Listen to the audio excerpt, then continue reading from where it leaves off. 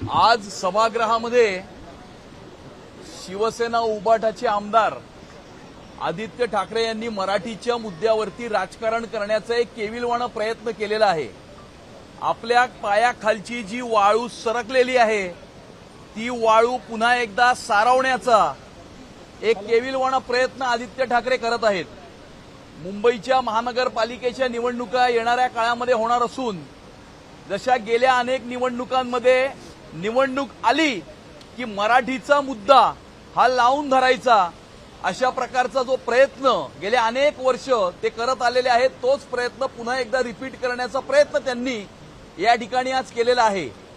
महाराष्ट्राचे मुख्यमंत्री आदरणीय देवेंद्र फडणवीस साहेबांनी महाराष्ट्राच्या विधानसभेमध्ये हे स्पष्ट केलेलं आहे की मराठी ही भाषा हीच मुंबईची भाषा आहे, हीच महाराष्ट्राची भाषा आहे।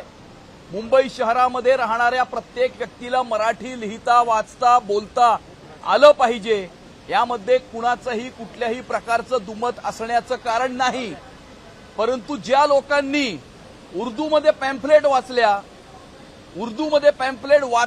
वाटल्या, ज्या लोकांनी अनेक प्रकारच्या स्पर्धा लावलेल्या होत्या, ज्यांच्या प्रचार फेरीमध्ये मुंबईच्या बॉम्बस्फोटातले आरोपी नाही, ज्यांना बॉम्बस्फोटामध्ये शिक्षा झालेली आहे, असे मुसा चौहान, बाबा चौहान हे ज्यांच्या प्रचार फेरीमध्ये फिरलेले होते, हे मुंबईकरांनी उघड्या डोळ्यांनी पाहिलेलं आहे।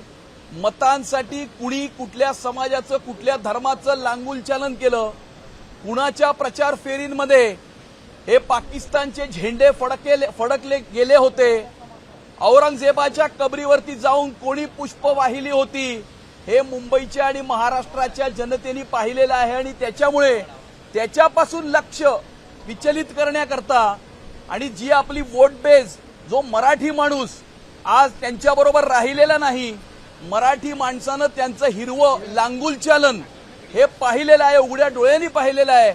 आणि त्यामुळे पुन्हा एकदा मराठी माणसाची दिशाभूल करण्याकरता हा मराठीचा मुद्दा त्यांनी पुन्हा एकदा एक केविलवाणा प्रयत्न केलेला आहे।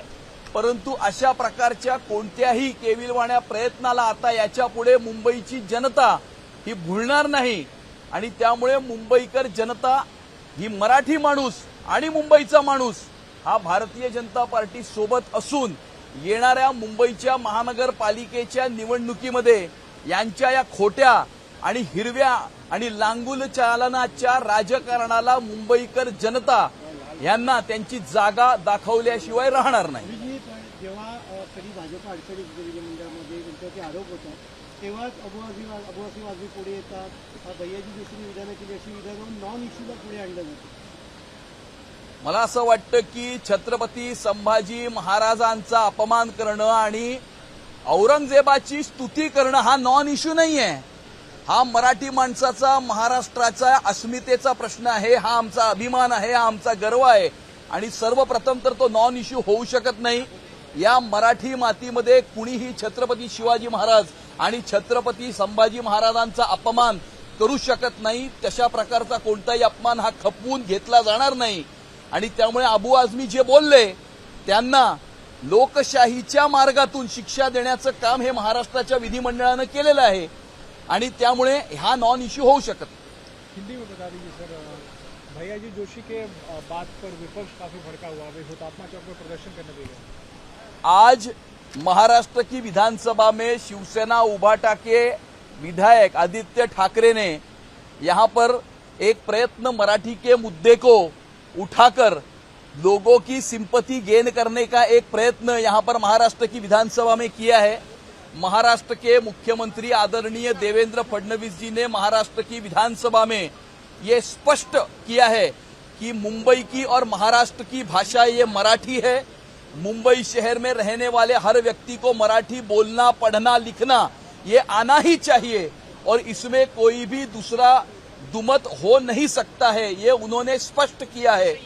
मुझे ऐसा लगता है कि जिन लोगों ने उर्दू में पैम्फलेट बंटवाए थे, जिन लोगों की प्रचार फेरी में पाकिस्तान के झंडे लहराए गए थे, जिन लोगों की प्रचार फेरी में मुंबई विस्फोट के आरोपी इकबाल उर्फ मूसा बाबा चौहान जिनकी प्रचार यात्रा में उनके साथ में उनके समर्थन में घूमे थे, उनका जो सच्चा चेहरा है मतों की राजनीति, वोटों की राजनीति करने के लिए इन्होंने जो नीति अपनाई थी, वो नीति इस मुंबई और महाराष्ट्र की जनता को पूरी तरह से इनका पर्दाफाश हो गया है। और इसीलिए आने वाले समय में मुंबई महानगर पालिका के चुनाव में अपने से दूर गए जो वोट है, जो मराठी आदमी है, वो इनसे दूर जा चुका है। इनका सच्चा चेहरा ये पहचान चुका है, इनका पर्दाफाश हुआ है। वो फिर से अपने पास खींच कर लाने के लिए एक प्रयत्न वो कर रहे हैं। लेकिन आने वाले समय में मुंबई का जो मराठी आदमी है, मराठी मानुस है, वो भारतीय जनता पार्टी के साथ खड़ा है। ये हमने पिछले विधानसभा के चुनाव में भी देखा है और मुंबई के महानगर पालिका के चुनाव में मुंबई का मराठी आदमी इन लोगों को इनकी जगह दिखाए बिना चुप बैठेगा नहीं। एबीपी माझा, उघडा डोळे बघा नीट।